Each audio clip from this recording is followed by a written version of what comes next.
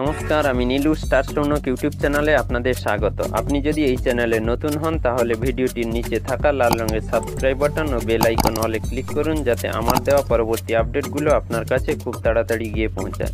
এবং ভিডিওটি দেখার পর যদি ভালো লাগে তাহলে একটি লাইক ও কমেন্ট করুন এবং বন্ধুদের মধ্যে শেয়ার করুন। আপনার একটি সাবস্ক্রাইব আমাকে পরবর্তী ভিডিও পোস্ট করার জন্য উৎসাহ প্রদান করবে, তাই একটি সাবস্ক্রাইব করুন এবং বন্ধুদের মধ্যে ভিডিওটি শেয়ার করুন। তবে চলুন আজকের ভিডিও শুরু। দেখুন, এই মুহূর্তে আমরা এমপ্লয়মেন্ট ব্যাংক বা যুবশ্রীর অফিসিয়াল ওয়েবসাইটে রয়েছি। এখন আনেক্সার 3 সাবমিট চলছে, তাই অনেকেই সাবমিট করে নিয়েছেন, আবার অনেকেই করেননি। কেউ বা ভাবছেন সাইবার ক্যাফে গিয়ে করবেন, কিন্তু সাইবার ক্যাফে গিয়ে করার প্রয়োজন নেই। আপনারা বাড়িতে বসে ল্যাপটপ অথবা মোবাইল থেকেও করে নিতে পারেন। টোটাল টিউটোরিয়াল আমি আপনাদেরকে দেখিয়ে দেব, তাই ভিডিওটি পুরো দেখতে থাকুন। বাড়িতে বসে অনায়াসে মোবাইল থেকে সঠিকভাবে আবেদন করতে পারবেন। তো প্রথমেই আপনাকে গুগলের হোম পেজে চলে আসতে হবে, অর্থাৎ আপনার যে গুগল ক্রোম ব্রাউজার অথবা গুগল অ্যাপ যদি থাকে আপনার মোবাইল থেকে গুগলের হোম পেজে এইভাবে চলে আসবেন। চলে আসার পর এখানে সার্চ বাটনে টাইপ করবেন এমপ্লয়মেন্ট ব্যাংক। টাইপ করার পর সার্চ বাটনে ক্লিক করলে আপনাদের সামনে এই রকম লিঙ্ক পেজ শো করবে। দেখুন, যেখানে আমি মেনশন করছি তার উপরে ক্লিক করুন। ক্লিক করার সঙ্গে সঙ্গে দেখুন অফিসিয়াল ওয়েবসাইট শো করবে।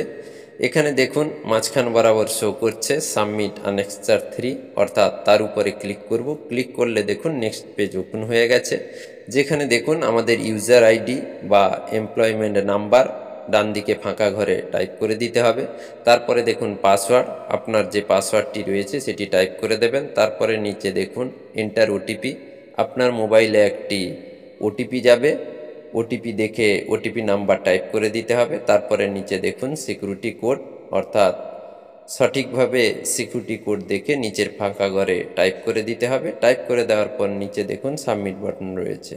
তো দেখুন আমি টোটাল ফিল আপ করে নিয়েছি। এবার আমরা সাবমিট বাটনের উপরে ক্লিক করব। ক্লিক করার সঙ্গে সঙ্গে দেখুন নেক্সট পেজ ওপেন হয়ে গেছে।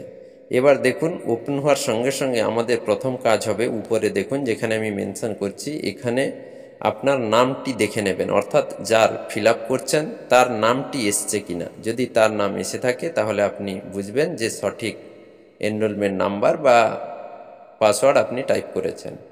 তো এবার আমরা নিচে চলে আসব। দেখুন নিচে আমাদের কাজ হচ্ছে, এখানে দেখুন দুটি অপশান রয়েছে, স্কিল ডেভেলপমেন্ট পার ট্রেনিং এবং সেকেন্ড অপশান রয়েছে সেলফ এমপ্লয়মেন্ট। তো এই দুটি অপশান থেকে যে কোনো একটি অপশান আপনাকে চুজ করতে হবে।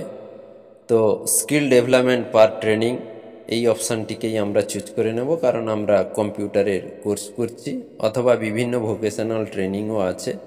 তো আপনারা যদি ভোকেশনাল ট্রেনিং বা কম্পিউটার কোর্স বিভিন্ন করে থাকেন তাহলে প্রথম অপশানটিকে আপনারা চুজ করে নেবেন। আর যদি আত্মস্বনির্ভর হওয়ার জন্য কোনো কিছু কোর্স করে থাকেন তাহলে সেলফ এমপ্লয়মেন্টের ঘরে ক্লিক করবেন। তো আমরা এখন ফার্স্ট অপশান অর্থাৎ স্কিল ডেভেলপমেন্ট পার ট্রেনিংয়ের ডান দিকে ফাঁকা ঘরে ক্লিক করে সাবমিটের উপরে ক্লিক করব। ক্লিক করার সঙ্গে সঙ্গে দেখুন নেক্সট পেজ ওপেন হয়ে গেছে, অর্থাৎ আনেক্সার 3 ফর্ম।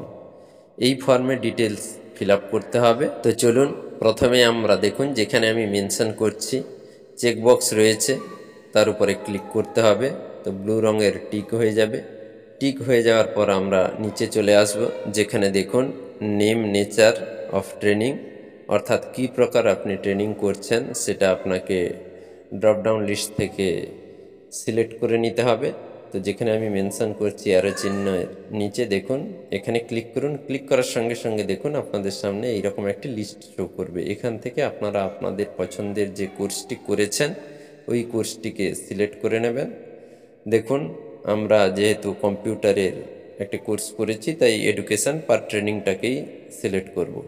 এবার আমরা নেক্সট চলে আসবো। দেখুন যেখানে অপশান রয়েছে name and address of training institute, অর্থাৎ আমরা যে কোর্সটি করেছি সেটি কোনো স্কুল বা কলেজ বা ইনস্টিটিউট যেখান থেকেই করি না কেন ওখানকার অ্যাড্রেস, অর্থাৎ ওই ইনস্টিটিউটের নাম লিখে দেব। তারপর ভিলেজ, পোস্ট, পিএস এবং পিন নাম্বার সঠিকভাবে টাইপ করে দেব।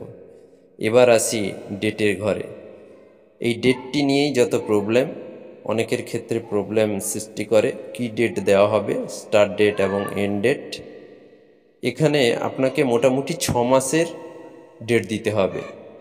আপনার স্টার্ট ডেট যেদিন হবে তার থেকে 6 মাসের এন্ড ডেট হতে হবে, না হলে আপনাকে এইভাবে দেখুন এরর মেসেজ শো করবে, অর্থাৎ আপনি সাবমিট করতে পারবেন না। যখন লাস্টে সব কিছু ফিল আপ করে সাবমিট বাটনের উপরে ক্লিক করবেন তখন সাবমিট নেবে না, তাই আপনাকে এখানে ডিউরেশন হতে হবে 6 মাস। তো চলুন আমরা স্টার্ট ডেট ফিল আপ করি। তো বক্সের উপরে ক্লিক করলে এইভাবে দেখুন আপনাদের সামনে একটি ক্যালেন্ডার শো করবে। এখানে দেখুন প্রথমে আমরা সালের ঘরের উপরে ক্লিক করব। ক্লিক করার সঙ্গে সঙ্গে দেখুন সালের লিস্ট শো করছে, সেখান থেকে আমরা 2024 সিলেক্ট করে নেব।